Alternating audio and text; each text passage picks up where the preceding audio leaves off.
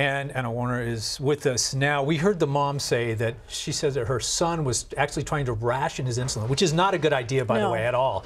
But do you think other people are actually doing this just to try to afford it? There are a lot of other people trying to do exactly that. They are trying to ration their insulin, see if they can make it another day without the shot or stretch them out.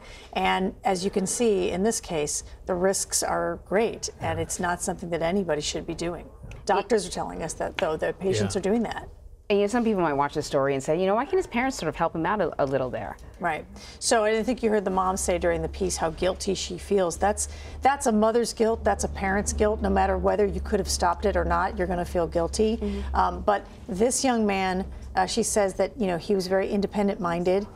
He did not come and ask them for help with the money. He didn't tell them that he was struggling. I said, I'm guessing that if he had come to you and said, Mom, I can't make this $1,300 fly.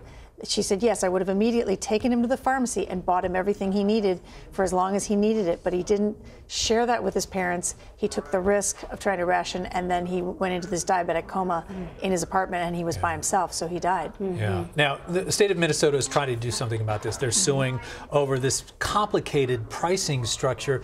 What does the Attorney General say went wrong here?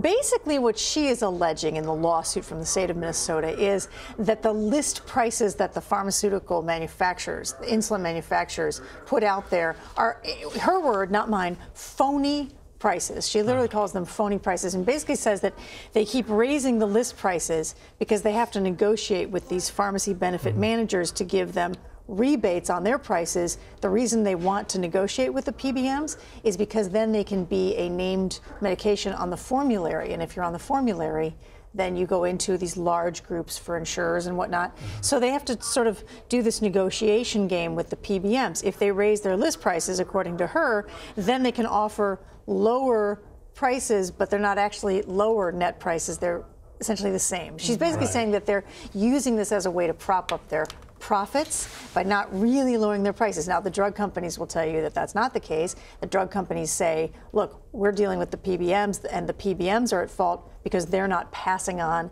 the discounts that they get from us to insurance companies and to you, the consumers, right? So it's kind of a blame game that's been going around for a while now, and I think what her point is, you know what, we're suing them, and part of the point here, too, is all those blacked out sections of the lawsuit. She'd really like to see that become public so that people can understand exactly what the prices are in this system and figure out how to fix it.